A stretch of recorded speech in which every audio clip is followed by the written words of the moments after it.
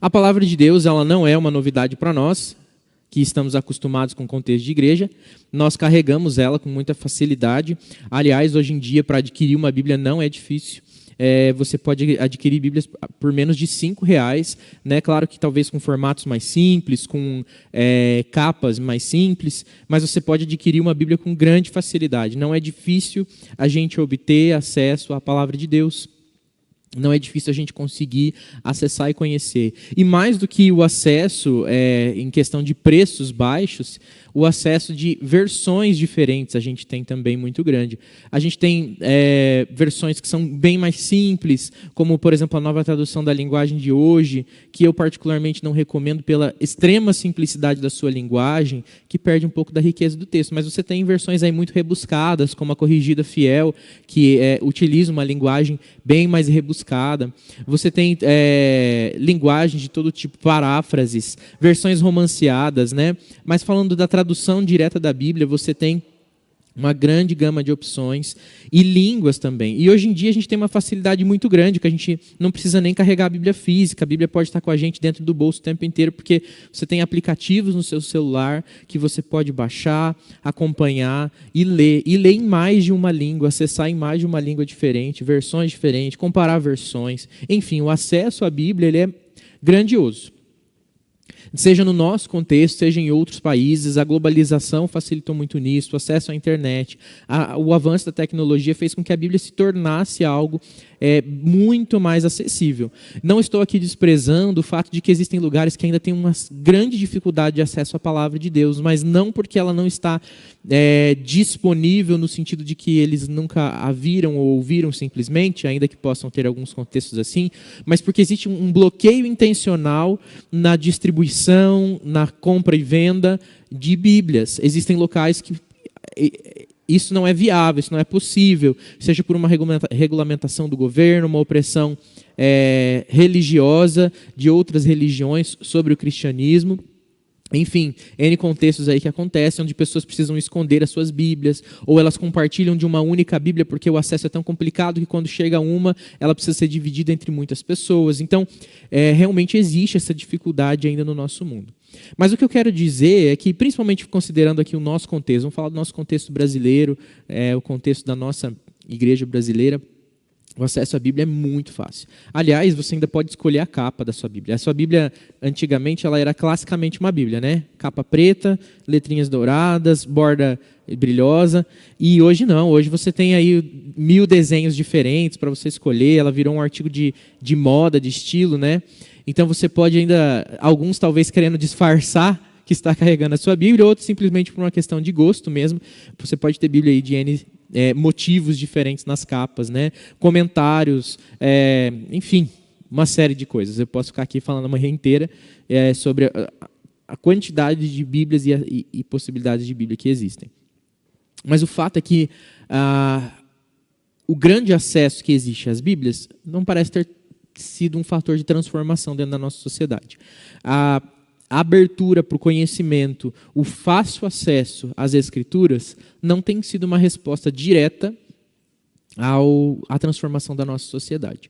E a gente vê junto com isso também um crescimento muito grande do evangelicalismo brasileiro, ou seja, a igreja evangélica ela está expandindo e ela tem acesso à palavra, inclusive às vezes fala dela no púlpito. Por que eu digo às vezes? Porque existem algumas igrejas que não se sentem obrigadas à leitura da palavra com tanto afinco, ou até mesmo na hora da pregação, lê-se um versículo e fala-se de 1000 coisas menos do texto bíblico. E isso não é pouco que acontece, é muito. E por isso que a gente vê talvez um contexto de não transformação na nossa sociedade. E eu quero hoje ressaltar para você a importância da ministração da palavra de Deus no coração do ser humano. Eu não quero aqui dar o valor para a palavra em si, enquanto livro, enquanto letra, enquanto edição e impressão. Mas eu quero que você consiga perceber comigo nessa manhã o que significa ter a alegria de conhecer e acessar a palavra de Deus.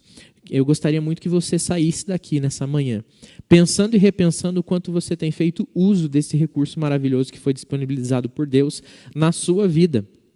Na minha vida.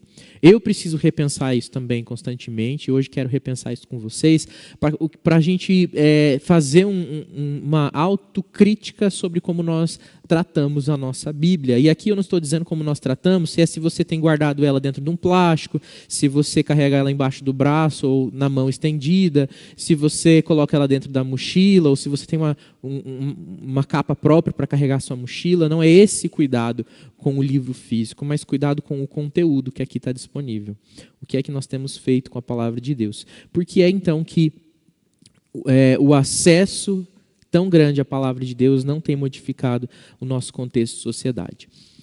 Vamos começar do começo, né? O que é a palavra de Deus? O que nós cremos como palavra de Deus? Por que a gente chama de palavra de Deus? Porque ela de fato o é.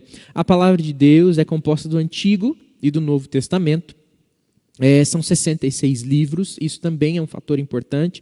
Lembrando que alguns livros foram adicionados em algumas versões devido a concílios posteriores, principalmente relativos à Igreja Católica, livros que foram adicionados ao contexto do Antigo Testamento. Então nós temos aí livros como Macabeus, Tobias, Judite, enfim, não vou lembrar todos eles, Eclesiástico, que são livros que não pertencem ao cânon original. O que é o cânon? É a composição do livro original. Não eram utilizados pelos judeus dos tempos de Jesus, e nem o próprio Jesus utilizou esses textos bíblicos. Aliás, esses textos que foram adicionados, né? O texto bíblico que ele utilizou é exatamente esse que nós temos na nossa Bíblia, com a composição do Antigo Testamento de 27 livros e 39 no Novo Testamento. Então, você não vai encontrar nas Bíblias antigas essa composição que é utilizada por algumas edições, principalmente conectadas à Igreja Católica. E nós temos também algumas anomalias aí, de outras linhas religiosas que trazem adendos à Bíblia, ou modificações, ou ainda exclusões desses livros da Bíblia. Os primeiros cristãos utilizavam uma Bíblia exatamente como essa que nós utilizamos hoje, impressa pela Sociedade Bíblica do Brasil, nesse modelo dos 66 livros, Antigo e Novo Testamento, e você não encontraria eles lendo esses livros que eu citei antes. E se lessem, seriam como eles liam uma literatura qualquer, como nós pegamos um livro numa banca, compramos e lemos, ou na internet, enfim, as pessoas não compram livros em bancas mais, né? Mas o que eu quero dizer para você é que todas as adições e exclusões feitas posteriormente, elas não têm validação nem mesmo histórica, que dirá uma validação espiritual. Nós não entendemos que a Bíblia ela é um livro que vem da criatividade humana, mas ele vem da inspiração divina. A própria Bíblia nos fala que a palavra de Deus foi escrita por homens santos, inspirados por Deus. E é por isso que ela tem a autoridade que tem, e ela não é simplesmente um livro qualquer. Na verdade, a Bíblia é o livro mais impresso e mais vendido do mundo desde sempre.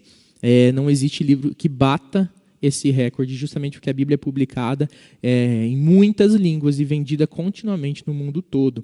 E ela é para nós a palavra de Deus. Ela não simplesmente contém a palavra de Deus, ou seja, trechos que falem a respeito do que Deus quer, mas ela toda é a palavra de Deus. E ao abrirmos a nossa Bíblia, nós temos a possibilidade de nos comunicarmos diretamente com o nosso Deus. Veja que precioso isso que eu estou dizendo, porque se você deseja ouvir a voz de Deus, se você deseja conversar com o seu Deus de maneira pessoal e direta, você precisa de maneira pessoal e direta abrir a sua Bíblia. E Ele falará com você. Porque da primeira letra até o último ponto, o Senhor fala nas suas Escrituras.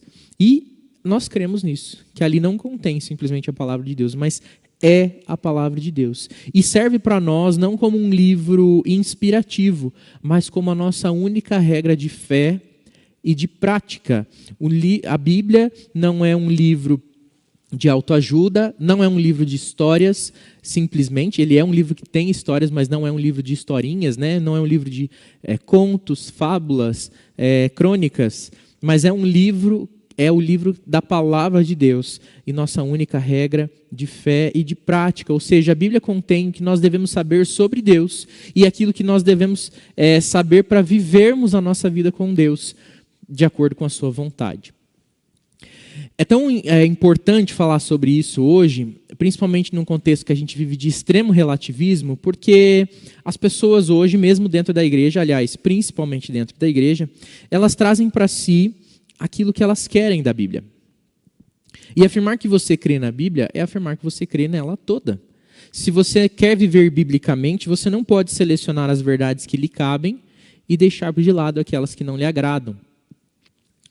Se você quer viver uma vida com Deus, de profundo e real relacionamento com Deus, você deve seguir toda a Escritura. E ela deve ser a sua única regra de fé e de prática de vida.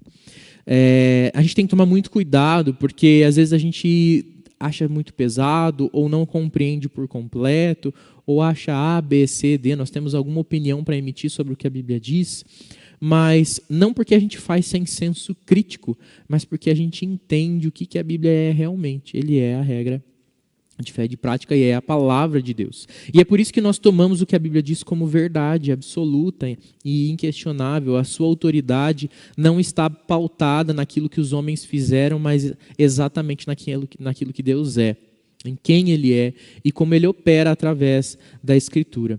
Eu ouso dizer, junto com alguns teóricos, que é o meio de graça mais importante. É a palavra, porque é dele que parte toda a instrução para os outros meios de graça, inclusive, como a oração e os sacramentos, que nós falaremos adiante ainda. Mas a palavra, ela lança a base para todas essas coisas. Uma vez que a criação revela para nós a respeito de Deus, ela é insuficiente para dizer para nós exatamente aquilo que Deus quer que nós saibamos sobre Ele. E por isso, Ele permitiu que ao longo do tempo a sua palavra fosse manifesta. Se na antiguidade, quando a palavra ainda não estava ali totalmente escrita e divulgada, vamos assim dizer, né, Ele falava diretamente com os homens, usava mediadores, né, como usou Moisés, os profetas. Hoje ele fala diretamente pela sua palavra e ela é mais do que suficiente para nós conhecermos a respeito de Deus. Então, se você nunca tiver uma experiência que você considere uma experiência assim transcendental, diferente, né? Com Deus, no sentido de que você viu, teve uma visão, um grande sonho, ouviu a voz de Deus ecoando na sua mente, ou qualquer coisa do tipo. Se você teve a experiência com a palavra, você deve se considerar extremamente satisfeito, porque aqui tem exatamente tudo que a gente precisa para saber a respeito de Deus. E é justamente esse o problema que às vezes acontece e acontecia. Que são alguns movimentos que enxergam a palavra da maneira errada e por isso são prejudicados na sua vivência, na sua relação com Deus e na sua relação com a própria palavra. Eu quero aqui começar lendo alguns textos com você que falam a respeito da palavra de Deus e eu começo com 2 Timóteo, capítulo 3, versículos 16 e 17, que diz assim: toda a Escritura... Eu vou esperar um pouquinho para você poder abrir aí e junto comigo acompanhar. 2 Timóteo, foi muito rápido, né? 3, 16 e 17. Diz assim: toda a Escritura é inspirada por Deus e útil para o ensino, para a repreensão, para a correção, para a educação na justiça, a fim de que o servo de Deus seja perfeito e perfeitamente habilitado para toda boa obra. Então a palavra mesmo explica qual é a utilidade dela, qual é para que ela realmente serve. Inspirada por Deus, útil para o ensino, repreensão, correção, educação na justiça, para que todo mundo seja perfeitamente habilitado, para que todos aqueles que são servos de Deus, né, todos os que são servos de Deus sejam perfeitos e perfeitamente habilitados para toda boa obra.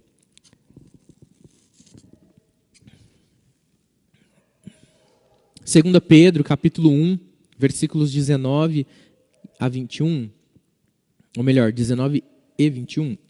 2 Pedro, 19 a 21 mesmo. 19, 20 e 21. 2 Pedro, 19, 20 e 21 dizem assim: assim, temos ainda mais segura a palavra profética, e vocês fazem bem em dar atenção a ela, como uma luz que brilha em lugar escuro, até que o dia clareie e a estrela da alva nasça no coração de vocês. Olha que linguagem bonita, né? Primeiramente, porém, saibam que nenhuma profecia da Escritura provém da interpretação pessoal, porque nunca jamais qualquer profecia foi dada por vontade humana. Entretanto, homens falaram da parte de Deus, movidos pelo Espírito Santo. Então, ele compara a luz como o nascer da alva, como o despertar do sol pela manhã. E que a gente pode confiar nessa palavra, dando atenção a ela. E isso vai ser como uma luz que brilha dentro de nós, até que o dia seja completo, ou seja, até que o nosso coração seja totalmente iluminado pela verdade da Escritura. E aí ele firma, ele diz, mas vocês fazem isso não porque foram escritos por homens criativos, porque eles tiveram vontade de escrever, mas justamente porque eles foram inspirados por Deus, falaram da parte de Deus e foram movidos pelo Espírito Santo de Deus para fazer esse trabalho de escrever as Escrituras. É fantástico o que a Escritura tem, porque a Bíblia ela não conta uma porção de histórias. Na verdade, do Gênesis ao Apocalipse, ela conta uma única história. A história do que Deus está fazendo com o seu povo. A história de Deus e o seu povo.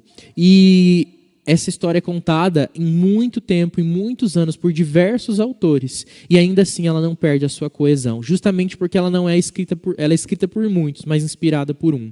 Ela é promovida pela bênção de Deus, pelo cuidado de Deus, pelo Espírito Santo de Deus, atuando na vida de homens que o serviram e que honraram o seu nome também através das palavras escritas, registrando aquilo que o Senhor lhes ordenava, para que nós pudéssemos entender qual é a história de Deus e o seu povo. E nós somos parte do povo de Deus. Nós somos parte dessa história, essa é a nossa história, que transcende uma etnia, que vai além de uma localização geográfica, que vai muito além daquilo que o tempo pode conter. Justamente porque ela é uma história de eternidade, ela é uma história que se dá no tempo, mas se escreve na eternidade. E ela não se encerra no tempo. Ela acontece no tempo, mas ela não começa e termina no tempo, mas começa e termina na eternidade com Deus. E por isso é tão maravilhoso o conhecimento que ela traz. E ainda que as teorias elas possam variar, as pesquisas sejam diferentes, a necessidade de avaliar a nossa sociedade sociologicamente, ela se modifique com o tempo, eu não posso aplicar a visão sociológica que nós temos sobre a nossa sociedade hoje ao século XIII, e nem o inverso, ou qualquer outro século. Eu não posso trazer a estrutura medieval e querer que ela funcione em pleno século XXI. Mas a palavra de Deus é a mesma para todas essas eras e tempos, e ela é válida, ela é eficaz e transformadora em qualquer época para qualquer ser humano. Ela não depende de uma manifestação cultural. Ainda que eu pegasse o nosso mesmo tempo, ano de 2021, hoje é dia 7, é isso, né? Dia 7 de janeiro, de fevereiro, desculpe, de 2021. Mas eu quisesse transportar o nosso estilo de cultura para dentro do interior, numa cidade do interior da China, ainda assim seria desconexo. Mas a palavra de Deus que opera no coração do homem aqui no Brasil, opera com a mesma eficácia e poder lá na China. Porque a palavra de Deus ela transcende também as culturas. Então veja que coisa poderosa que é a palavra de Deus, justamente porque ela não é escrita com base no que os homens acham, mas naquilo que Deus anseia e deseja pelo seu povo. E o conhecimento de Deus, a sabedoria divina, ela ultrapassa o tempo e as culturas. Ela não se prende àquilo que o homem pode compreender, mas ela vai muito além. E ela se mostra totalmente plena, eficaz e transformadora, independente de quando e por quem ela é lida. A palavra de Deus é totalmente eficiente e eficaz. Então, ela se demonstra a palavra de Deus justamente pela sua majestade e pureza do seu conteúdo, pela harmonia de todas as suas partes. Como eu disse, são muitas partes que contam uma única história, pelo propósito que ela tem no conjunto da sua obra, que é dar glória a Deus. Pela sua luz, ou seja, pelo conhecimento iluminador que ela transmite, pelo poder que possui para convencer e converter os pecadores e para edificar e confortar os crentes para a salvação. Eu cito aqui uma resposta de uma pergunta do Catecismo Maior de Westminster. Então, a palavra de Deus ela tem esse propósito, iluminar os corações, convencer e converter os pecadores e edificar aqueles que foram convertidos na sabedoria de Deus para a sua salvação, para a sua santificação. 1 Coríntios capítulo 2, versículo 6 a 16, 1 Coríntios 2, 6 a 16. Diz assim: no entanto, transmitimos sabedoria entre os que são maduros. Não, porém, a sabedoria deste mundo, nem a dos poderosos dessa época, que são reduzidos a nada. Pelo contrário, transmitimos a sabedoria de Deus em mistério, a sabedoria que estava oculta e que Deus predeterminou desde a eternidade para a nossa glória. Nenhum dos poderosos deste mundo conheceu essa sabedoria, porque se a tivessem conhecido, jamais teriam crucificado o Senhor da glória. Mas como está escrito: nem olhos viram, nem ouvidos ouviram, nem jamais penetrou em coração humano o que Deus tem preparado para aqueles que o amam. Deus, porém, revelou isso a nós por meio do Espírito Santo. Porque o Espírito sonda todas as coisas, até mesmo as profundas coisas de Deus. Pois quem conhece as coisas do ser humano, a não ser o próprio Espírito humano que nele está?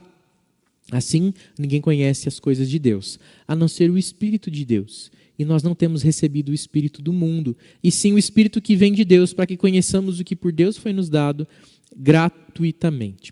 A riqueza que esse versículo nos traz no seu conteúdo diz para nós que a palavra de Deus, fala da autoridade da palavra de Deus, mas ela fala algo muito importante, que é esse conhecimento que foi revelado a nós e que antes parecia oculto. Ele é revelado por nós pelo Espírito de Deus. E aí ele faz uma comparação interessante, né? Eu posso tentar explicar para vocês como eu estou me sentindo num dia feliz, num dia triste, ou mesmo no dia de hoje, né? Onde eu acordei de bom humor, dormi bem, e eu posso tentar expressar para vocês qual é a alegria que eu sinto, ou a tristeza e preocupação que passam no meu coração, mas ainda assim eu não consigo dizer totalmente como eu estou. E, na verdade, a gente sempre acaba guardando coisas para dentro do nosso próprio coração sobre nós mesmos. Mas o nosso próprio espírito conhece, né? O nosso coração sabe exatamente o que nós estamos passando, as angústias que nós temos, e ainda que eu não consiga expressar, que eu queira dizer para alguém, eu não consigo expressar totalmente, mas lá dentro de mim eu sei exatamente o que eu estou passando. E ele usa essa mesma comparação para dizer que o espírito humano, ou seja, cada um de nós dentro do seu próprio no seu íntimo, na sua própria essência, sabe exatamente o que passa dentro de si. E não pode passar se não for pelo seu próprio espírito. Então, mas aí ele diz, Deus, da mesma forma, nas suas profundezas, só pode ser conhecido pelo seu espírito. Mas existe uma dinâmica que o nosso espírito não faz. O Espírito de Deus, ele se move, ele trabalha. E ele adentra no coração humano, transformado pela graça de Jesus Cristo. E é por causa do Espírito Santo que habita dentro de nós, é que a palavra de Deus deixa de ser um livro simples, palavras corriqueiras e cotidianas, mas elas, organizadas dessa forma, passam a ter um sentido todo especial, um sentido diferente. E a aplicação que é feita nas nossas vidas para a nossa transformação e ensino, elas são maravilhosas e espirituais, miraculosas, graciosas. O que eu quero dizer com isso é que nós podemos sim sistematizar o estudo da Bíblia e de repente traçar um perfil de comportamento, de pensamento e dizer, esse é o jeito de ser bíblico. É possível fazer isso? Eu creio que seja possível, extremamente trabalhoso, mas possível. Mas não quer dizer que todas as pessoas que leem a Bíblia e conhecem profundamente dela, como muita gente que você vê às vezes na televisão aparece, já vi histórias de moradores de rua que sabem citar qualquer tipo de versículo da Bíblia. Isso não quer dizer que essas pessoas que têm a Bíblia decorada, aprendida ou até mesmo profundamente estudada, elas são capazes de provar da transformação de Deus. Interessante, né? Porque essa aplicação é feita pelo Espírito Santo em nós. Então é preciso que nós conheçamos a Cristo e, atingidos pela salvação em Cristo, sejamos transformados por Deus para podermos absorver aquilo que realmente tem por detrás da letra, os princípios que estão por detrás do texto, aquilo que realmente tem vida para nós. Aqui dentro tem coisas maravilhosas, escondidas. Aliás, escondidas não, guardadas, não estão escondidas, estão totalmente disponíveis. Basta que nós cultivemos uma vida cheia do Espírito Santo, de relacionamento com Deus, pela contínua prática da leitura da palavra, e nós vamos passar a conhecer e provar e desfrutar desse conhecimento maravilhoso. E isso realmente é de uma grande riqueza, de uma grande alegria para todos nós. Isso está totalmente disponível para nós. Nós podemos conversar com o próprio Deus, movidos pelo seu Espírito, e compreendermos. Aí você vai dizer assim para mim, mas pastor, eu tento sim, Mas tem umas palavras aqui que não dá, não. Não dá, é muito complicado, tem um jeito de falar complicado. Eu concordo com você que podem ter passagens complicadas, sim. E é por isso que nós devemos buscar o conhecimento da palavra com o auxílio de pessoas preparadas para isso também.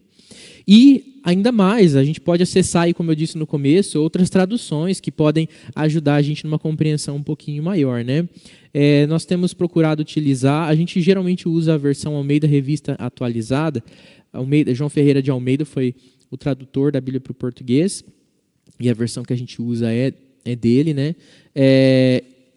E ela tem essa revista, essa versão revista e atualizada, que é a que a gente mais utiliza. Recentemente foi lançada uma nova edição, que é a nova Almeida Atualizada, que ela traz um perfil um pouquinho mais, de palavras um pouquinho mais conhecidas, uma estrutura de português mesmo, um pouquinho mais corriqueira para nós, e ela pode facilitar a compreensão do texto. Mas quanto mais a gente lê, mais a gente conhece. Eu comentava com alguém por esses dias a respeito de como, quando a gente é criança e lê a palavra, se você, como eu, cresceu no meio cristão evangélico, protestante, você vai talvez aí lembrar de quando você era criança que você lia a Bíblia, e as coisas não eram tão claras, né? Eram muito confusas. Mas justamente porque a gente começou cedo e a constância da leitura da palavra vai trazendo para nós a clareza cada vez maior. A gente vai encontrando a clareza da Escritura não pelo tanto que a gente deixa de lê-la, mas pelo tanto que a gente passa a lê-la ainda mais. Então, quanto mais a gente buscar ler essa Escritura, mesmo que tenham trechos que nós não compreendamos, quanto mais a gente lê, mais familiarizado a gente está com o contexto, com a história, com o texto. E isso torna uma compreensão cada vez melhor. E isso vai se somando de você buscar o conhecimento num ambiente como esse, de escola bíblica, onde você tem a explicação da palavra, de textos bíblicos, no contexto da pregação, que é importantíssimo, essencial para que nós possamos compreender melhor a palavra, onde nós somos ministrados diretamente por Deus e pela sua palavra. E pela leitura constante. Você pode buscar literatura auxiliar também, autores, né, que sejam idôneos aí nas suas colocações, para que você possa ter um auxílio também na compreensão. Só para a gente citar aí mais alguns textos bíblicos que falam, eu não vou lê-los, ainda mais porque eu vou citar o Salmo 119, que tem muitos versículos. Então eu quero só dizer para você, convidar você a fazer a leitura do Salmo 119, também do Salmo 19, porque eles falam a respeito da riqueza da palavra de Deus, do amor pelas Escrituras e o desejo de conhecê-las ainda mais. Há algo muito precioso que a Bíblia fala sobre guardar a palavra de Deus no coração, esconder os mandamentos de Deus, preservar os seus juízos, os seus caminhos, né, as suas diretrizes, as suas leis. Isso é muito interessante, o quanto a Bíblia nos convida a sermos os portadores, guardadores e proclamadores da palavra. A Bíblia não convida simplesmente que a gente seja aquele que carrega a palavra, nem simplesmente aquele que carrega e lê, nem simplesmente aquele que carrega, lê e reflete, mas aquele que carrega, lê, reflete, pratica e proclama dessa palavra. Então veja que é todo um conjunto que faz com que essa obra seja completa na nossa vida. Hebreus 4:12 diz para nós que a palavra é viva, eficaz, mais cortante do que qualquer espada de 2 gumes, ou seja, uma espada que é afiada nos seus 2 lados da lâmina, que penetra a ponto de dividir alma e espírito, juntas e medulas, e é apta para julgar os propósitos do coração, pensamentos e propósitos do coração. Eu li Hebreus 4:12. João 16, 13 e 14 diz: porém, quando vier o Espírito da verdade, ele os guiará em toda a verdade, e não falará por si mesmo, mas dirá tudo o que ouvir e anunciará a vocês coisas que estão para acontecer. Ele me glorificará, porque vai receber do que é meu e anunciará isso a vocês. Então a relação aí do Espírito Santo sendo o ministrador da palavra de Deus, de vida de salvação para nós. Quero aqui dar seguimento, repetindo só a referência bíblica, então, dos 2 textos que eu li aqui mais rapidamente, Hebreus 4:12 e o Evangelho de João, capítulo 16, 13 a 14, versículos 13 a 14. João 16, 13 a 14. Quero andar aqui um pouquinho, né? Eu me empolgo, senão a gente não termina nossa aula hoje.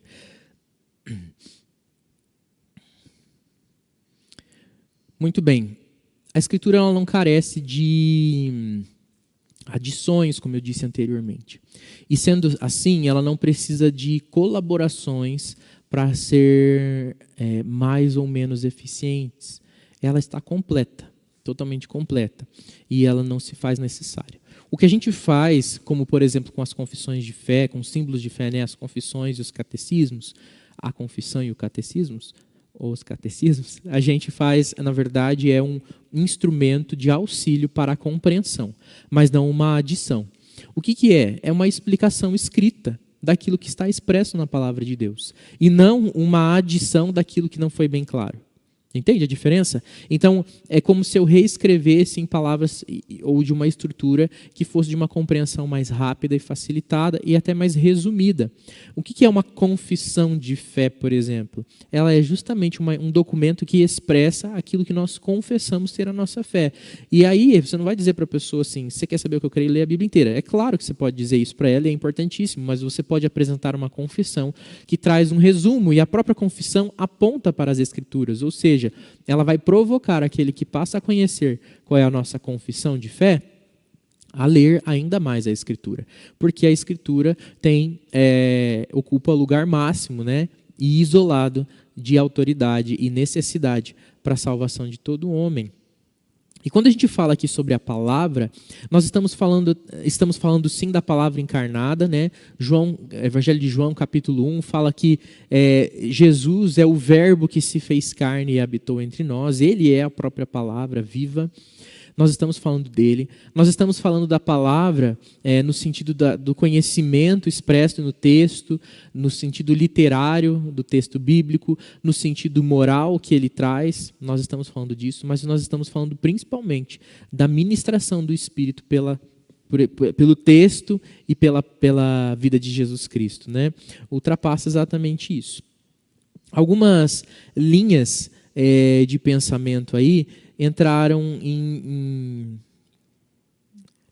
trouxeram algumas compreensões sobre o uso ou o não uso da palavra e a sua suficiência. É importante eu vou falar isso bem rapidamente, mas é importante a gente pensar sobre isso para a gente reconhecer o quanto isso pode estar presente no nosso contexto e o quanto talvez a gente se deixe sugestionar por esse contexto. Então preste bastante atenção.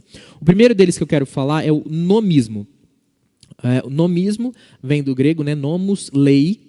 O nomismo diz que a Escritura ela é uma influência intelectual, moral e estética, e é isso que se pode atribuir à palavra, ou seja, ela lê a palavra e entende que a sua estrutura, tudo que ela é enquanto texto literário, e na sua interpretação enquanto texto literário é o suficiente para que você conheça a respeito de Deus. E é justamente o que a gente estava falando no começo, que a Bíblia não é.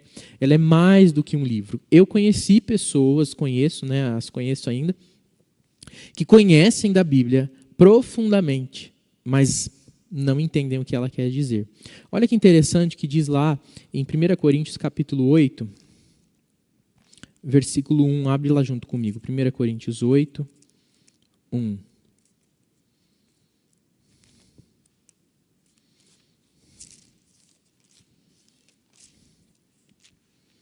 No que se refere às coisas sacrificadas a ídolos, reconhecemos que todos somos senhores do saber.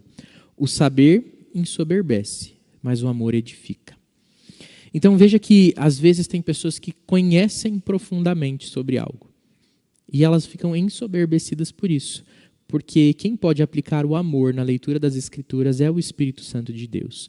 O amor é mais do que uma característica humana, mas o verdadeiro e perfeito amor, ele vem de Deus. E só quem possui a presença do Espírito Santo pode provar desse amor, que faz com que a nossa leitura sobre as Escrituras seja mais do que uma leitura da sua beleza textual, da sua estrutura e influência intelectual e daquilo que ela traz de conceito moral. Senão a gente teria só um código de comportamento, um código de ética, um tratado filosófico ou ideológico, mas nós temos mais do que isso. Nós temos a palavra do Deus vivo e criador de todas as coisas, que se comunica diretamente conosco pela sua palavra. Então, se de um lado nós temos o nomismo, de outro lado nós temos o antinomismo, ou seja, aquele que vai contra a lei. E esse chega num outro extremo, e que talvez você vai se assustar quando eu falar agora, mas você vai entender um pouquinho melhor quando eu continuar falando. O antinomismo diz que a palavra não é necessária, ela é acessória. Ou seja, eu posso conhecer a respeito de Deus, mas eu não preciso necessariamente das Escrituras para fazer isso. Elas são opcionais. Então, como que essas pessoas entendem que elas podem conhecer a Deus? Pela experiência com o Espírito Santo. Então, são pessoas que buscam uma espiritualidade experiencial, ou seja, aquilo que o Espírito pode fazer. Tá, soa totalmente absurdo você falar que uma igreja cristã não considera a palavra. Observe se você já não ouviu igrejas, ouviu ou já ouviu falar de, ou talvez ligou a sua televisão e viu igrejas que buscam extremamente tem uma necessidade extrema da experiência espiritual. E elas balizam a sua fé e o seu comportamento de fé por testemunhos, por exemplo. E aí o indivíduo sobe no púlpito e ele começa a contar, ele até lê um texto que baseia aquilo que ele vai falar, ou que não tem nada a ver, só para ele dizer que ele não leu a palavra, mas ele fala o tempo todo a respeito daquilo que é o seu testemunho, ou seja, daquilo que ele tem vivido, dos sonhos que ele teve, dos eis que te digo que ele tem para dizer, né? Dizendo aquilo que Deus falou para ele dizer, e aí ele tem uma palavra para um, uma palavra para outro, ele tem algo para dizer sobre um, sobre o outro, e tudo isso baseado na sua experiência, e nunca baseado na palavra.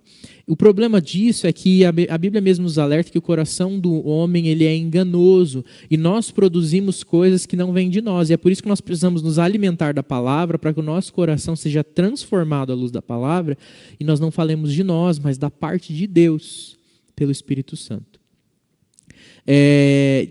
Porque se a gente for sempre baseado na nossa experiência, distante da palavra, a gente perde o padrão.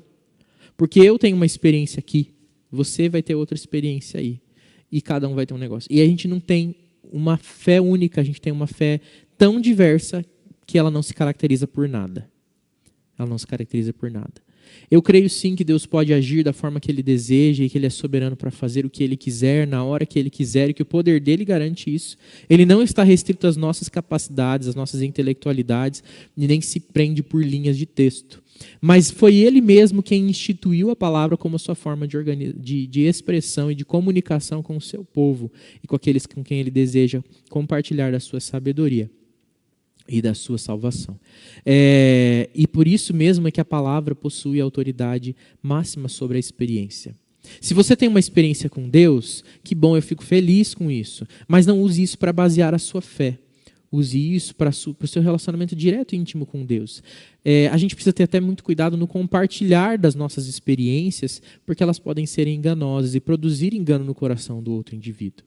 Aconteceu e acontece muito de cristãos que ficam angustiados, principalmente recém-convertidos, em contexto de igrejas que a experiência conta muito, deles se sentirem menos cristãos, por não terem falado em línguas, por não terem tido sonhos, por não terem uma palavra profética, como é chamado, nesses contextos, para compartilhar, ou porque eles se sentem com menos autoridade, porque eles não tremem, não choram, não falam de maneira diferente, não oram de maneira inflamada, como se isso demonstrasse a nossa intimidade com Deus, e não é verdade. A nossa intimidade com Deus ela é demonstrada na medida que nós conhecemos a palavra de Deus pela iluminação do seu Espírito Santo sobre as nossas mentes.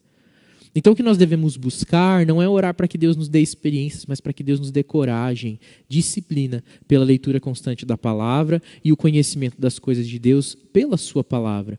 Nós podemos saber sobre Cristo Jesus plenamente pela palavra de Deus, e às vezes nós ficamos buscando as experiências, por quê? Porque elas provocam sensações, mas a palavra ela é mais rica do que as sensações, ela vai para além, ela vai para quando as sensações não nos provocam nada, ela continua sendo verdade. O problema das experiências é que elas estão totalmente condicionadas àquilo que é emocional, experiencial, totalmente raso. Agora, a palavra de Deus, ela serve dentro e fora da experiência. Ela serve dentro do dia de arrepio e dentro do dia de calmaria. Ela serve para o dia que a gente chora e para o dia que a gente ri. E talvez para o dia só que a gente sente e preste atenção na ministração da palavra. Ela serve para todos esses tempos. Ela não está presa e obrigada a nada disso. E a experiência não, a experiência precisa disso. A base para os antinomistas é justamente a letra mata e o espírito vivifica, que é um versículo bíblico, mas é uma interpretação errônea, forçada, equivocada, pensar que isso justifica a necessidade da experiência. O Espírito vivifica pela palavra. O que esse texto está dizendo para nós, que a letra mata e o Espírito vivifica, é que justamente se a gente ler a palavra sem o coração guiado pelo Espírito, nós estamos lendo algumas letras mais, algumas palavras novas, uma organização textual e não a palavra de Deus. Mas pelo Espírito Santo isso adquire vida para as nossas vidas, ou concede vida às nossas vidas e fala para nós a respeito de Deus, diretamente de Deus. Então a postura dos reformados e dos reformadores, né, é justamente nem lá e nem cá, nem antinomista e nem nomista, mas ela é uma posição equilibrada, né, de ortodoxia, que diz para nós que a palavra de Deus trabalha junto com o Espírito e por isso ela é ministrada no nosso coração. Nem só o Espírito, nem só a palavra, sem o seu Espírito, mas o Espírito faz uso da palavra, e é por causa do Espírito que a palavra ganha a autoridade que tem, por causa da presença de Deus, é que ela pode ser um instrumento de conversão, de instrução, de salvação, mas também de condenação, né? E é importantíssimo nós entendermos isso. Eu quero falar um pouquinho para você sobre a necessidade de nós entendermos a preciosidade que é a pregação da palavra de Deus. Quero só encontrar um texto bíblico aqui no meu guia.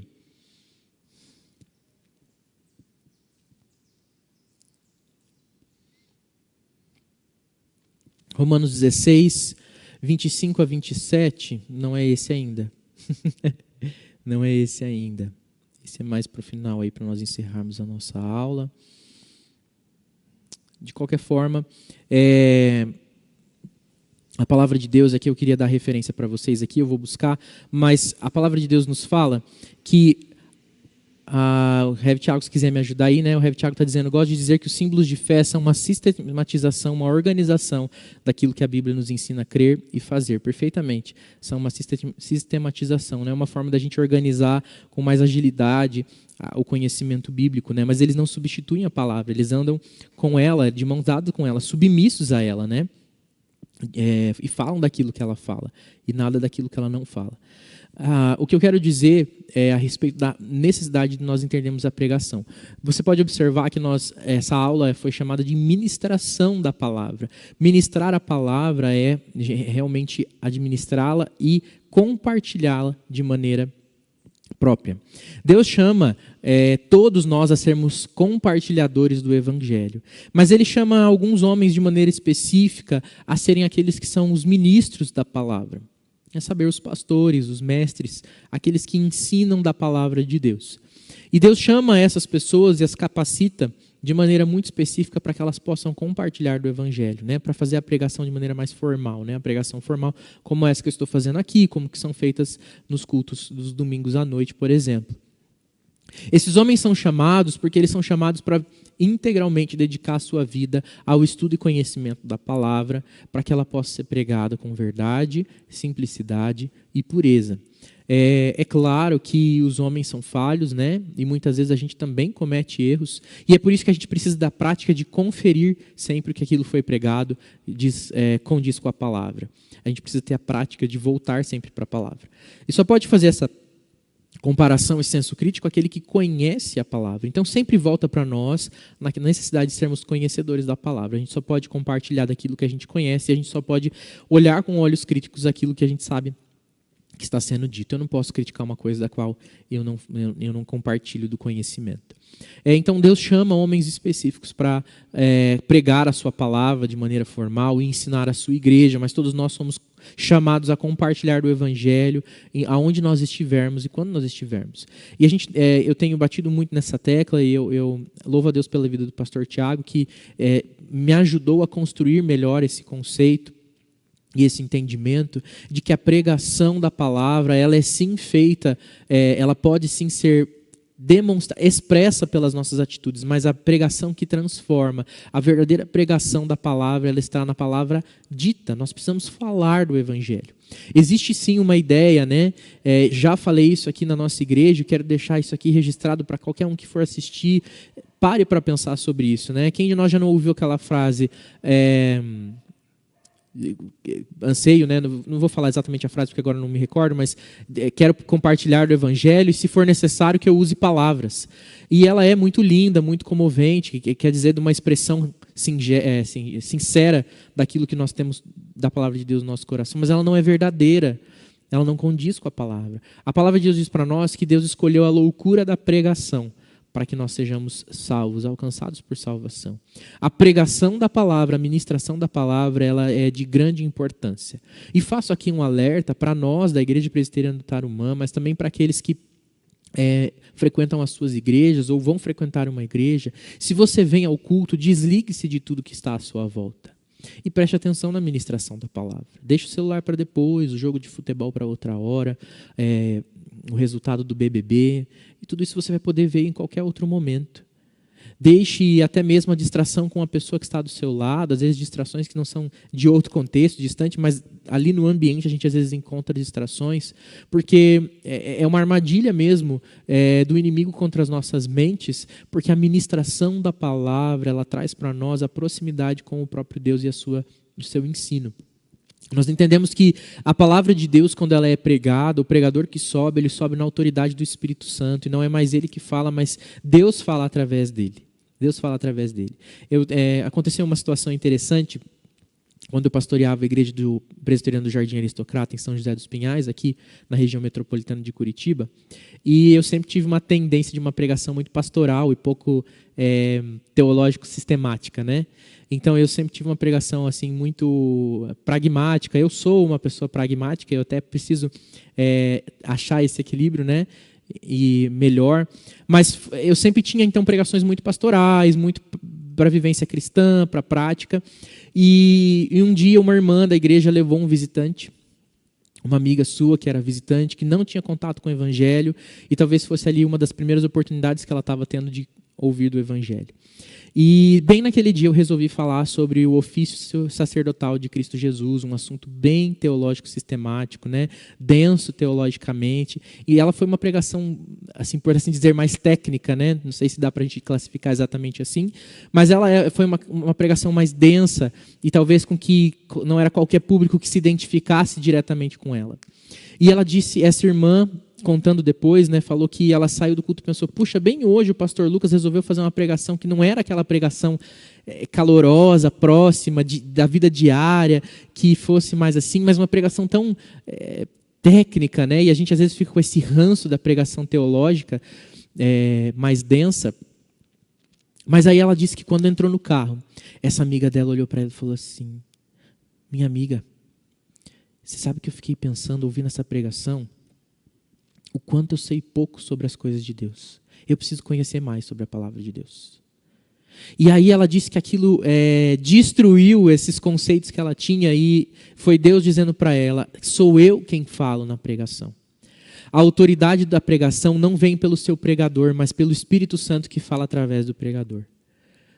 Aquela moça foi impactada por uma pregação que aparentemente era técnica demais, ela não era suficiente para acessar, ela não tinha um calor humano, ela não era pastoral o suficiente, né?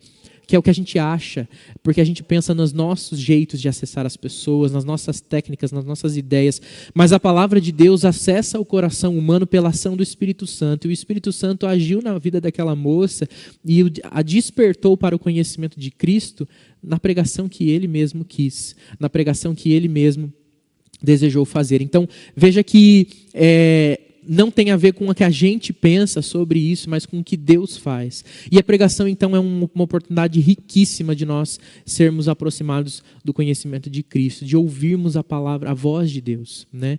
E é uma responsabilidade muito grande. Eu não quero falar isso com soberba, dizendo, irmãos, olhem para mim e vejam Deus falando. Não é esse tipo de de visão que eu quero trazer aqui. Muito pelo contrário, do peso de responsabilidade que existe sobre nós, pastores, de pregarmos a palavra. E por isso que a gente, como cristão, deve ter um senso crítico altíssimo quando vemos alguém no púlpito, não porque a gente vai virar jurado de pregação e a gente vai dizer o que é bom, o que é ruim, mas nós precisamos ter um senso crítico pela palavra de Deus, se aquilo que está sendo pregado vem de fato da parte de Deus, se aquele indivíduo que sobe ao púlpito, ele fala com a autoridade do Espírito Santo ou ele fala com a autoridade sua própria, com sabedoria humana ou com sabedoria da palavra, se ele fala pelo que ele sabe ou se ele fala pelo que o Espírito ministra no seu coração. E é uma responsabilidade muito grande para nós. Né? A palavra de Deus nos diz que quanto mais nos é dado, mais nos é cobrado. E o Senhor tem certeza que cobrará muito de nós, pregadores, justamente porque Ele confiou a nós uma grande responsabilidade. Aquilo que nós falamos ali em cima no púlpito influencia o coração da igreja. E nós temos uma responsabilidade de que essa influência seja exercida em favor da igreja se aproximar de Cristo Jesus. Mas veja que isso é um trabalho que acontece em via dupla, né? Nós ministrando, mas os irmãos também conhecedores da palavra, criticando aquilo que ouviram e não simplesmente recebendo sem nenhum senso crítico. A pregação da palavra deve nos inspirar a buscar ainda mais a leitura constante da palavra de Deus. Eu preciso aqui continuar falando, porque o nosso horário está indo, né? Continuar com o nosso ritmo, e eu quero aqui ler alguns comentários que foram escritos. A irmã Sarai fala para nós: a palavra de Deus é tão maravilhosa que em momentos oportunos o texto da Bíblia nos salta aos olhos e verdadeiramente é o Senhor falando conosco. É verdade, Sarai, é muito legal essa experiência de você estar lendo algo e às vezes um texto que você já leu muitas vezes e de repente salta aos nossos olhos, né? Eu gosto dessa expressão mesmo. Salta aos nossos olhos esse conhecimento e você fala: nossa, foi realmente Deus que falou aqui. Eu já tinha lido isso tantas vezes e hoje fala de maneira diferente. O presbítero Edgar, nosso irmão Edgar, diz aqui: bom dia. Romanos 15,4 fala da eficiência da palavra. Isso anula a necessidade de experiências extraordinárias. Essa era a palavra que eu não achava. Extraordinárias, obrigado. Experiências extraordinárias para nos ensinar a respeito da esperança em Cristo. Exatamente, as experiências, elas são tão acessórias e secundárias, ou muito mais do que secundárias, né, mais lá para baixo, que elas são dispensáveis, desnecessárias. E se elas acontecerem, que bom, mas se elas não acontecerem, não fizeram falta, porque a palavra de Deus contém toda a experiência, por assim dizer, que nós necessitamos. O Nicolas diz: visto que Deus, em sua sabedoria, providenciou que o mundo não o conhecesse por meio da sabedoria humana, usou a loucura de nossa pregação para salvar os que creem. 1 Coríntios 1:21. Está aí a referência que eu estava aqui buscando no meu esboço e não encontrei. Obrigado, Nicolas. 1 Coríntios 1:21. O Anderson disse que a palavra, que aquele que eu citei, né, é atribuído a Francisco de Assis. Não existe uma certeza de que foi ele que disse, mas é constantemente atribuído. Pregue o evangelho em todo tempo e, se necessário, use palavras. Obrigado, Anderson. Essa é a frase, então, dita, que é linda, tocante, mas não diz a verdade, infelizmente. O Anderson está citando a frase de São Francisco de Assis, mas eu sei que ele não crê nessa frase, né, pastor Tiago aqui falando. Está só ajudando com a referência, né? O pastor Tiago diz ainda para nós aqui, o pastor Paul Washer tem uma frase assim: dizer pregue o evangelho se necessário use palavras é o mesmo que dizer me passe seu telefone de contato se necessário use números. Muito bom, né? Impossível a gente passar esse contato sem usar os números. Apesar que hoje em dia a gente gera QR Code, né, Tiago? Tem que tomar cuidado agora com essa referência aí. Mas veja o que realmente quer dizer, assim, como não faz sentido, né? De alguma forma o QR Code vai virar número aí. Mas a gente não tem como fazer isso. A gente não tem como compartilhar o evangelho sem usar as palavras. Porque ele é palavra, Cristo se fez palavra. E compartilhar da palavra é usar de palavras. Discurso mesmo, falado. Então a gente não pode ser aquele cristão que fala assim: não, o meu trabalho, as pessoas vão ouvir de Jesus porque eu sou um exemplo lá. Mas você abre a boca para falar do evangelho, você conta as histórias bíblicas, você fala a respeito de Cristo Jesus, você precisa ser direto, intencional. As pessoas precisam escutar o discurso da palavra de Deus. Elas precisam ouvir o que Deus está dizendo na sua palavra a respeito de Cristo Jesus. Aproveito para dar aqui um bom dia para a Karina, para a Reinilda, que está nos ouvindo também lá pelo Facebook. Irmãos, o que a gente precisa então entender é a necessidade de conhecer a palavra e a riqueza que ela nos traz. Não despreze a palavra, não deixe ela empoeirada, não se iluda que ler uma postagem da sua rede social que tem uma citação de um versículo bíblico é o suficiente para alimentar a sua alma. Eu quero terminar lendo uma citação de J.C. Ryle e também um texto bíblico de Romanos 16, 25 a 27, mas antes eu vou ler a citação de Ryle. Ryle escreveu assim, separe uma parte de cada dia para ler e meditar em alguma porção da palavra de Deus. O pão de ontem não alimentará o trabalhador de hoje. Tampouco o pão de hoje nutrirá o trabalhador de amanhã. Recolha seu maná a cada manhã. Escolha a ocasião e a hora adequados. Não cochile ou se apresse enquanto lê. Dê à sua Bíblia o melhor e não o pior de seu tempo. Leia toda a Bíblia, fazendo-o de maneira sistemática. Receio que existem várias partes da palavra de Deus que alguns crentes nunca leem. Dessa atitude resulta a falta de amplos e bem equilibrados pontos de vista a respeito da verdade. Uma falta tão comum em nossos dias. Creio que um bom plano é ler o Antigo e o Novo Testamento ao mesmo tempo, do começo ao fim, e depois fazê-lo novamente. Leia a Bíblia com um espírito de obediência e autoaplicação. Assente-se para estudá-la com a determinação de que você viverá pelas suas regras, confiará em suas afirmativas e se comportará de acordo com os seus mandamentos. A Bíblia mais lida é aquela mais praticada. A Bíblia mais lida é aquela mais praticada. Se nós queremos ver transformações na nossa vida, se nós queremos viver coisas diferentes da parte de Deus, se nós queremos provar das profundezas e das riquezas de Deus, nós precisamos ler a sua palavra. Se nós queremos ouvir o que Ele tem para nós precisamos ler a sua palavra. Se nós queremos a proximidade com Ele, nós precisamos nos relacionar com Ele por meio da sua palavra, meio de graça para as nossas vidas, ministração direta de Deus sobre cada um de nós. Romanos 16, 25 a 27 diz assim, ora, ao Deus que é poderoso para confirmar vocês, segundo o meu evangelho e a pregação de Jesus Cristo, conforme a revelação do mistério guardado em silêncio desde os tempos eternos e que agora tornou-se manifesto e foi dado a conhecer por meio das escrituras proféticas, segundo o mandamento do Deus eterno, para a obediência da fé entre todas as nações. A este Deus único e sábio seja dada a glória por meio de Jesus Cristo, para sempre. Amém. Esse é a doxologia, o encerramento da carta de Paulo aos Romanos, os últimos versículos, e eles falam sobre a riqueza e a importância da Escritura para o conhecimento de Cristo Jesus.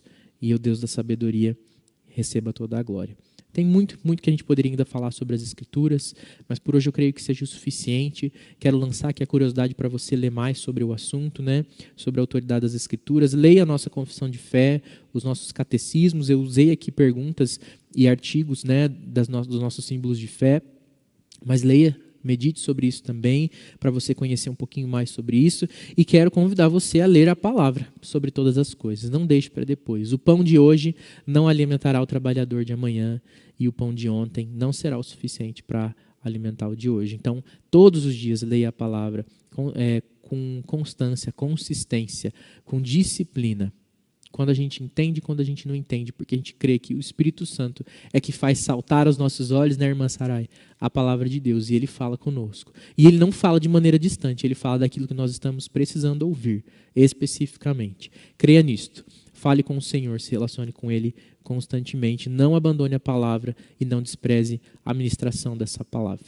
Eu quero convidar você para nós orarmos, encerrando a nossa aula de hoje, e quero louvar a Deus porque você acompanhou aqui, me aguentou durante essa 1 hora, e nós podemos então conhecer um pouquinho mais a respeito das coisas de Deus. Vamos orar? Deus, muito obrigado. Te louvamos por esse dia, te louvamos pela oportunidade rica de ouvir a Tua palavra.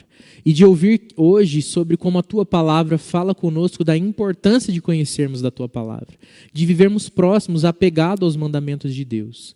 Deus, o Salmo 119 fala da riqueza dos teus mandamentos, que alegria que eles trazem, que perfeitos são os teus juízos. Deus, a tua palavra, ela traz vida para os nossos ossos, ela traz paz ao nosso coração. E ela é a forma que o Senhor escolheu e preparou para que nós fôssemos instruídos a respeito do caminho único de salvação da nossa condenação à morte, por causa do pecado e da nossa reaproximação com Deus e da nossa vida eterna com Cristo Jesus. Pai, enche os nossos corações do Teu Espírito Santo para que a Tua palavra seja claramente entendida, para que ela não soe complicada demais a nós. Até porque o Senhor proveu na Sua palavra que ela fosse compreendida pelos meios naturais da compreensão humana. Não precisa ser formado para compreender a palavra, mas basta crer no Senhor e pedir a iluminação do Espírito Santo. O Senhor ilumina nossa mente para nós podermos conhecer. Então ilumina, Senhor. Traz para nós essa clareza, o desejo de ler a Tua palavra, o desejo de conhecer mais de Ti. Coloca em mim, no meu coração, o desejo maior de ler a Tua palavra, de conhecer mais profundamente sobre as coisas do Senhor. Pai querido, nos ajuda mesmo nisso tudo. Nós precisamos. Que nós possamos valorizar o conhecimento da palavra. Que nós possamos lembrar de orar, Deus, e lembramos agora de orar para aquelas pessoas que não têm acesso à palavra, que têm dificuldade de poder acessá-la por perseguição religiosa, por impedimentos legais, uma série de questões, ó Pai querido, que às vezes impedem as pessoas a acessar a palavra, às vezes por falta de recurso, Pai. Que o Senhor nos mova para sermos compartilhadores da palavra em todos os meios possíveis, mas principalmente da pregação dos nossos lábios, para que as pessoas possam ouvir de Jesus e provar dessa nova vida que nós temos provado. Tem misericórdia de nós, perdoa os nossos pecados, guarda o nosso coração no Senhor, abençoa o nosso domingo, o nosso dia, para a honra e glória do nome do Senhor Jesus. É em nome de Jesus que eu oro, agradecido. Amém.